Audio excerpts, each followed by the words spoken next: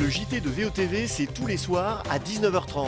Et après le journal, retrouvez notre partie magazine. Sport, culture, loisirs, invités. Toute l'actu du Val d'Oise en images, c'est dès 19h30 sur tous les bouquets ADSL.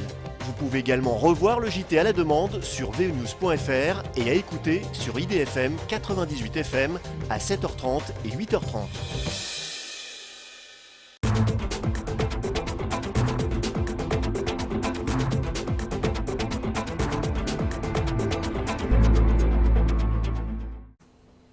Bienvenue dans ce JT, tout de suite les titres de cette édition. L'aéroport du Bourget fêtera ses 100 ans le 13 juillet lors d'un grand meeting aérien réunissant une soixantaine d'avions de toutes les époques, dont la réplique du Spirit of St. Louis, l'appareil mythique qui a traversé l'Atlantique, c'était en 1927. Une jeune société d'Argenteuil veut populariser les robots en France. Ses créateurs veulent partir à la conquête des écoles maternelles. Après les iPads, les robots. Musique avec le portrait de Peter Spen. Ce groupe de rock né l'année dernière à Pierrelet enchaîne les dates entre Paris et le Val d'Oise. Nous les avons rencontrés lors d'un concert au Nautilus. C'est à Jouy-le-Moutier. L'aéroport du Bourget, premier aéroport international de Paris, est né avec la Grande Guerre. À l'origine, en 1914, il s'agissait d'une prairie d'une quarantaine d'hectares. Pour ses 100 ans, le Bourget va revivre ses premières années. Plus d'infos avec Julien Bortuzan. Le Bourget fête ses 100 ans, initialement créé pour protéger Paris de l'aviation allemande. Lors de la Première Guerre mondiale, le Bourget a été reconverti en aéroport d'affaires en 1977.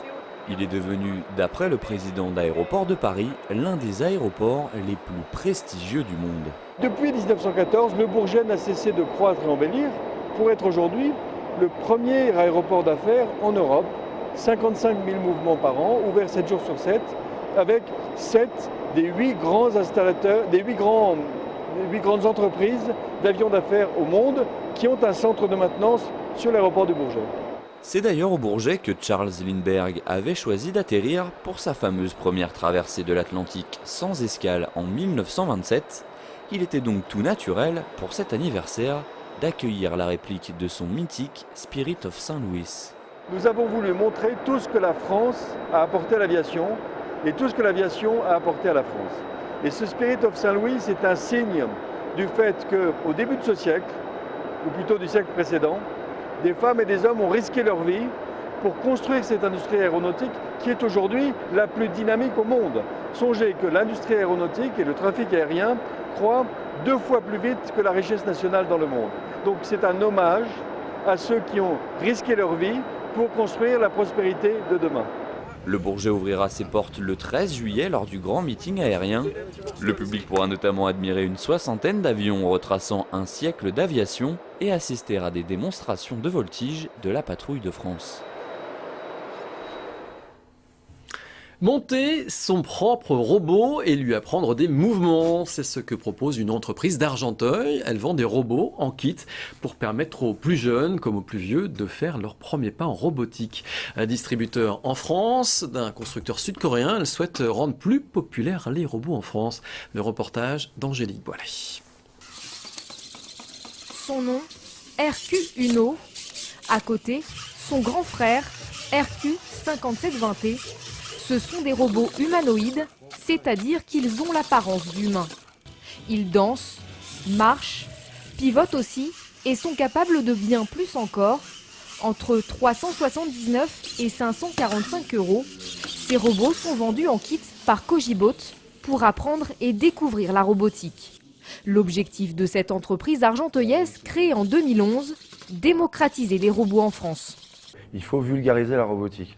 On se fait tout un monde de la robotique en disant ouais c'est compliqué, il y a de la mécanique, de l'électronique, de l'informatique, des trucs qui finissent en tic, mais à la finale c'est avant tout un loisir. C'est comme le modélisme, c'est comme quelqu'un qui va fabriquer un avion et qui va le faire voler. Cette entreprise vise le grand public mais aussi les structures scolaires. Elle mise d'ailleurs sur 2 autres produits pour intéresser les écoles, le RQ110 et le 120 qu'elle pense pouvoir commercialiser dès la fin d'année à une centaine d'euros. Une fois monté, le robot se commande avec le smartphone ou la tablette, mais pas seulement. Il est possible de programmer d'autres mouvements à ceux déjà préétablis. Avec les capteurs qu'il possède aujourd'hui, déjà bien s'amuser. Le capteur de proximité, on a dit, j'ai un obstacle devant moi, je vais faire en sorte qu'il change de direction. Le capteur audio, c'est la même chose, je vais pouvoir programmer quelque chose derrière. Et surtout, il a d'autres possibilités de programmation du type l'audio via Google Voice et via une liaison Wi-Fi par exemple. On va pouvoir donner des ordres au robot en parlant à son smartphone. Ce jour-là, l'entreprise reçoit le constructeur sud-coréen des robots qu'elle distribue. Il est venu avec son dernier robot de 90 cm, plutôt destiné aux universités. Pour lui, ces produits ludiques sont bien plus qu'un jeu. Quand on joue avec les robots, on se pose plusieurs questions. Comment ça marche, pourquoi ça fonctionne et comment l'améliorer. En assemblant les pièces détachées, les jeunes étudiants font ainsi leur premier pas dans l'ingénierie et la technologie. Depuis 2011, Kojibot assure avoir vendu près de 500 de ces robots en France. Ah, des robots qui dansent, donc musique toujours, avec le portrait maintenant de Peter Spen, ce groupe de rock qui est né cette année à Pierrelet, enchaîne les dates entre Paris et le Val d'Oise. Nous les avons rencontrés lors d'un concert au Nautilus à Jules-Moutier. Le groupe délivre un rock à la fois puissant et mélodique, appréciable des oreilles des moins avertis. Portrait signé Julien Bortuso.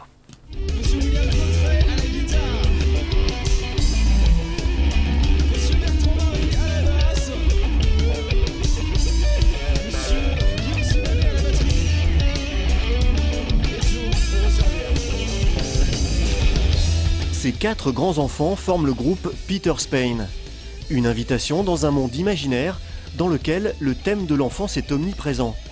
Un nom qui évoque le syndrome de Peter Pan et qui trahit un certain refus de devenir complètement adulte. On n'a pas envie vraiment de grandir, quoi. On est tous voilà, bien ancrés dans le système, mais avec la musique, on se refuse un peu de grandir, et voilà, c'est notre échappatoire.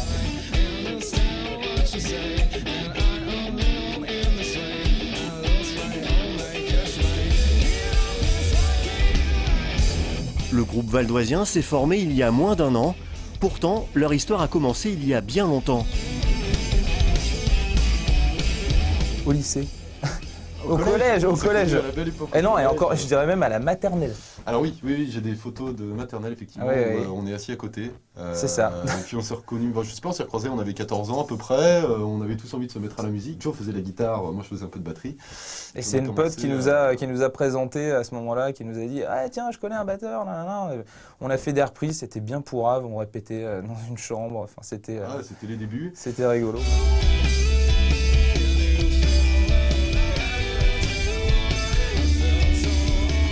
Depuis, ils enchaînent les dates de concert et livrent des prestations scéniques survoltées. Riffs accrocheurs et refrains entêtants, ils combinent leurs différentes influences pour un rendu imparable. On a tous des influences très larges en fait, on aime beaucoup de choses. Joe et moi c'est plutôt rock voire néo-metal, Pipax et Bertrand c'est plutôt rock des années ou rock metal des années 90-2000, ouais. Et justement on a 2 influences un peu différentes qui viennent se compléter, c'est ce qui fait aussi la richesse de Peter Spen. Généralement on compose pas sur un style à proprement dit, on part sur une idée, une envie qui elle se prête à un certain style, et après on essaie de l'homogénéiser entre guillemets. Dans le premier EP, il se place dans la peau d'un enfant de 5 ans, dans un monde qu'il ne comprend pas. Ils finissent leur concert en faisant monter une grosse peluche sur scène.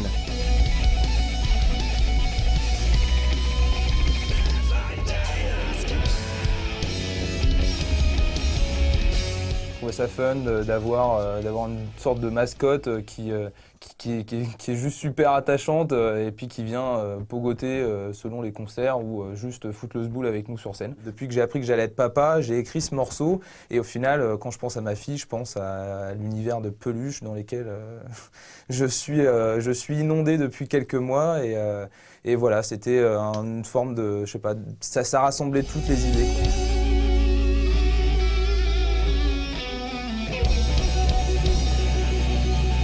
Pensés en triptyque, les 2 EP suivants seront le point de vue d'un homme de 25 ans, puis de 45.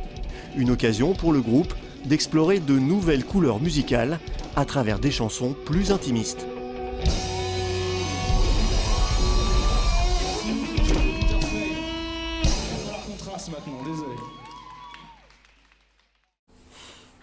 Ce journal est maintenant terminé. Je vous en rappelle le principal titre. L'aéroport du Bourget fêtera ses 100 ans le 13 juillet lors d'un grand meeting aérien réunissant une 60aine d'avions de toutes les époques, dont la réplique du Spirit of Saint-Louis, l'appareil mythique qui a traversé l'Atlantique, c'était en 1927. Merci d'avoir suivi ce JT. L'info continue sur vonews.fr. À demain.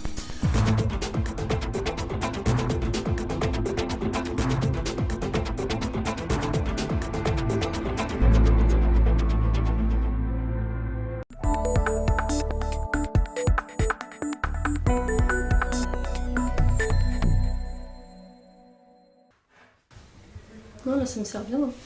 Ultime réglage pour cette future robe de mariée, c'est l'une des créations d'Élodie Courtat. Avec son entreprise Au fil de l'eau, elle offre une alternative à celles qui veulent une robe de mariage unique sans forcément se ruiner. Des modèles à mi-chemin entre le prêt-à-porter et la haute couture. Les mariés dans la réalisation sur mesure viennent chercher en premier lieu un conseil qu'ils ne trouvent pas forcément en boutique et surtout la personnalisation de leur robe qui ne se fait pas en boutique dans le prêt-à-porter. On vend les modèles tels qu'ils sont et on n'ajuste pas, on n'adapte pas. Passionnée par la couture, Élodie va s'inspirer de son histoire personnelle pour créer son entreprise. Ne trouvant pas la robe de ses rêves pour son mariage, elle va la créer. J'ai décidé de me lancer dans la création de ma robe, qui s'est très bien passée, très bien terminée, avec la robe de mes rêves pour le jour de mon mariage. Et c'est parti de là, et je me suis dit, si je l'ai fait pour moi et moi j'ai pas trouvé, il y a forcément d'autres mariés qui auront besoin de trouver la robe de leur rêve, et je me suis lancée comme ça. Depuis, Élodie a créé plus de 70 robes, toutes réalisées de manière unique, adaptées aux désirs de chaque cliente. Je travaille sur le bustier pour une robe de mariée pour une future mariée du mois d'avril, qui sera sortie avec une jupe courte et une jupe longue. Forme, matière, choix des couleurs, toutes les combinaisons sont possibles. Un processus de création qui s'étale sur plusieurs semaines. Il faudra en moyenne 4 essayages pour finaliser une robe. Pour réaliser une robe, il faut en moyenne une centaine d'heures, en comptant tout ce qui est réalisation, achat de fournitures, essayage, contact avec la cliente. En termes de couture, en moyenne de 40 à 60 heures de réalisation. Après la Cour des Arts de Vauréal, Élodie Courtat vient de s'installer à Daumont dans une maison d'artistes. Elle y prépare une véritable collection de robes de mariée. Pour vous offrir une de ces créations, il vous en coûtera au minimum 1 500 €, une somme raisonnable pour un moment inoubliable.